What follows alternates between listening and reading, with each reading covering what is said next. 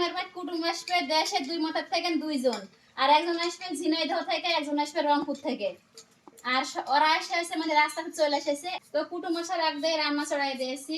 আর এখানে দিয়েছি একটু পাবদা মাছের ভুনা, আর এখানে আছে মুরগির ভুনা, মুরগির ডিমের ভুনা, মুরগির ভুনা না।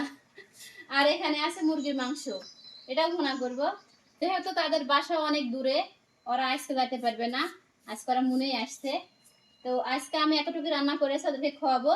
আবার কালকে যাওয়ার সময় আরো কিছু রান্না করে খাওয়াবো। তো খালি ফেসবুকে ভিডিও বানাতে বানাতে দেখেন মানুষের এত আপন হয়ে গেছি যে তারা সেই দেশের 2 প্রান্ত থেকে 2 জন মেহমান আমার বাড়িতে আজকে আসবে। কতটা ভালোবাসার টানে আসবে তারা। আর শাহিদার কথা কি বলবো আপনাদের, দেখতেই তো পাচ্ছেন আত্মীয় স্বজন বাড়িতে আসলে এত পরিমাণে খুশি হয় ও আপনাদের বলে বোঝাতে পারবো না। আসসালামু আলাইকুম। আসেন, নামে আসেন। ভালো আছেন? ওয়ালাইকুম আসসালাম।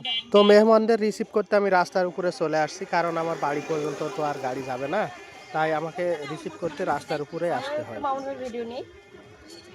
চান ভাই ভালো আছেন?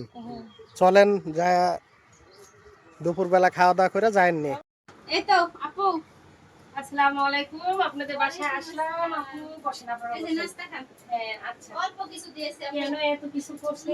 আল্লাহ, অনেক কিছু। এখানে অল্প কিছু আপু? না না, অনেক কিছু। মানে কিছু সাইদার মাঝে আমাদের জন্য এত কষ্ট করে আপনি মানে এত বসেন, অ্যারেঞ্জমেন্ট করছে।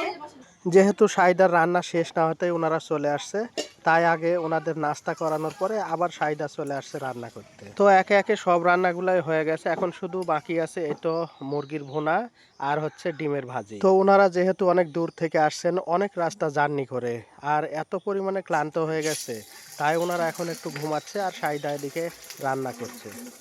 দেন আপু, প্লেট দেন আপু, হাত ধুলেন না কত কষ্ট করছিল আপু? না, অনেক কষ্ট করুন।